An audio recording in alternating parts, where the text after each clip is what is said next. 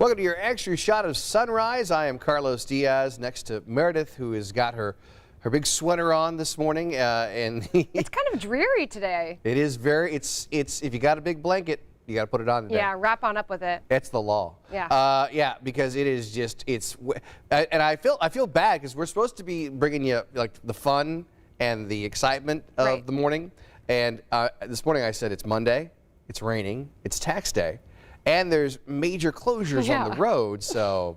A huge closure that's going to impact literally everyone's drive. Oh my gosh, the North Split is officially closed. So listen, I'm not going to so that's the North Split, okay?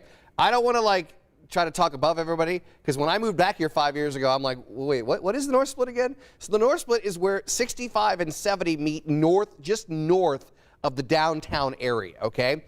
That is closed. The whole thing. All right. So, I mean, I don't think we're hitting that hard enough. That's all closed. Yeah. You cannot take an interstate through downtown Indianapolis. So many of us are in different types of commutes. Well, get this, that closure is going to happen for the next 18 months.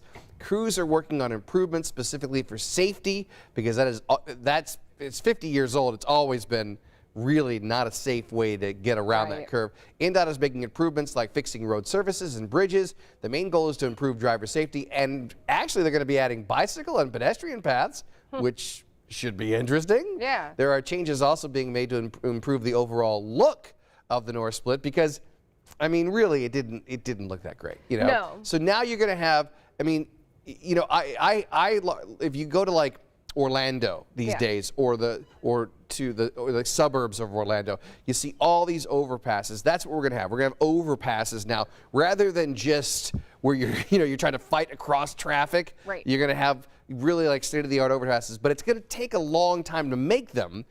I mean, 18 months. It's not going to be done until 2022.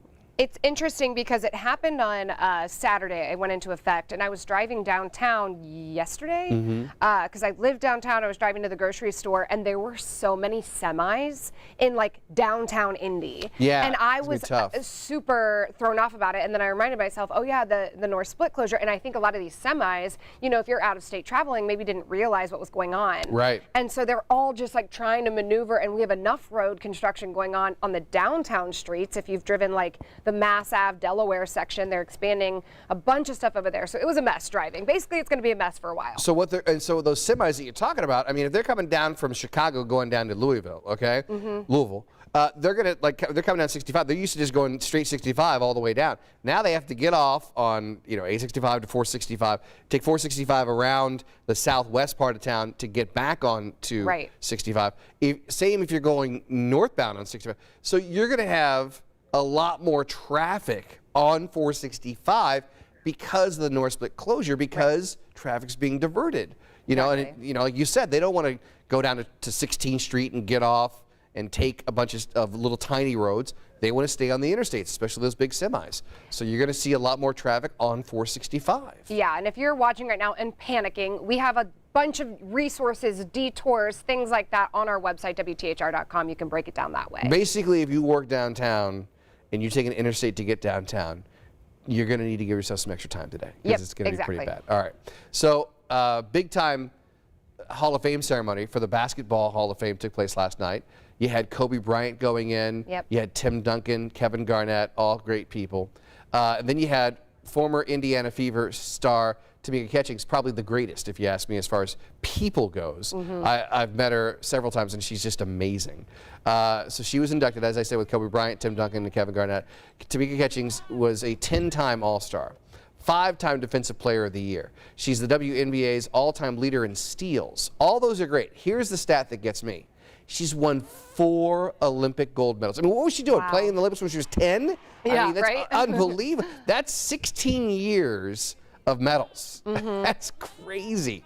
Catching shared the crowd with the crowd how she came to love the sport of basketball.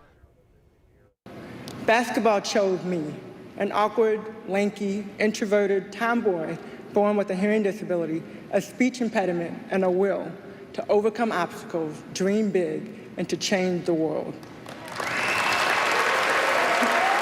You have that big smile. That's the. Wow. She is now the Indiana Fever GM. She wanted to thank her family. She could thank her coaches and the players she looked up to as a kid.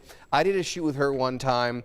We did a shoot at this workout facility, it's the 317 yard, where it's like, you know, all this like CrossFit stuff. Yeah. She came in and she's like, first off, like she gave me a hug like she'd met me before. Aw. Never met me before, and I'm like, okay, you know? Yeah. And then it's pre-pandemic. And then she was like, let's do this. Let's get this workout going. And she was like a little kid. Yeah. And then when the camera was off, she was like, how's it going? And just so personable. Yeah. It was really great. She's one of those people that's like super normal. Like you meet her and you're like, okay, wait, you're like so normal. Like she's super, it's a great, wait, she's super normal for being a star. Yeah. But she's also, she knows that she's a star and she knows that she can make you feel good about yourself. Yeah. And she does. Yeah. She made me feel great about myself. So I was like, this is. You're like, I'm the best. I'm like, I'm so cool. I'm And so because I'm cool. next to her, you know? But she's really amazing. Well, we want to tell you guys now about the Indiana Pacers. They won over Toronto. The Pacers beat Toronto 125-113.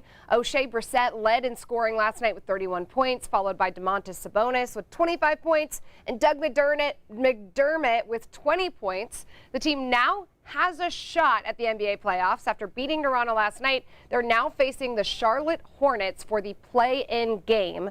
The loser is done for the season. So it's a big game happening. That tip-off is tomorrow at 6:30. It's happening right here in Indy. Tickets go on sale this afternoon at 4 o'clock. So basically, in the NCAA, they say don't call it playing games, call them the first four. Okay. So when they went to 64 games to 68 games, 64 teams to 68 teams, they said don't call it a playing game. They're in the tournament. So it's the first four, okay? Yeah. For the NBA playoffs, I guess they're saying it is a play-in game. Because what they did was, because of the COVID shortened season, they shortened the season by 10 games. Usually it's 82 games. It was 72 games this year. So they said, we're going to have a play-in game between the 6th through 10th seed, okay? Okay. So the 6th and 7th seed play each other, and the 7th and 8th seed play each other, excuse me. And then the 9th and 10th seed play each other. Yeah. And then it's I'm even confusing myself. So the winner of the 7th and 8th plays the winner of the 9th and 10th, okay? And that's how you get the play-in games. It's very confusing. Yeah. And it's just the Pacers need to win their next 2 games to make the playoffs. Okay. They need to beat Charlotte tonight, and then they're either going to travel to Boston or Washington for the next game if they win. Okay. If they win tomorrow night, tickets go on sale today at 4 o'clock for that game. That'll be great. I was just thinking it'd be fun to try to get them, but I bet they're going to be expensive. Yeah, but you know, and it's true. I mean, name the last time the Pacers had a 1-game playoff. Right. Just you know, to make it to the playoffs. So there you go. All right, so there's this chess grandmaster visiting Indy. So chess fans came out over the weekend for a special tournament, and this tournament featured a grandmaster. Art John Duran talked with this master about his time here in Indy and how he's hoping to spark more interest in the game of chess. Check. There's very few like him. Let's take the switch check. Not just a master at the game of chess, I'm not resigning. but a grandmaster. Let's have some fun.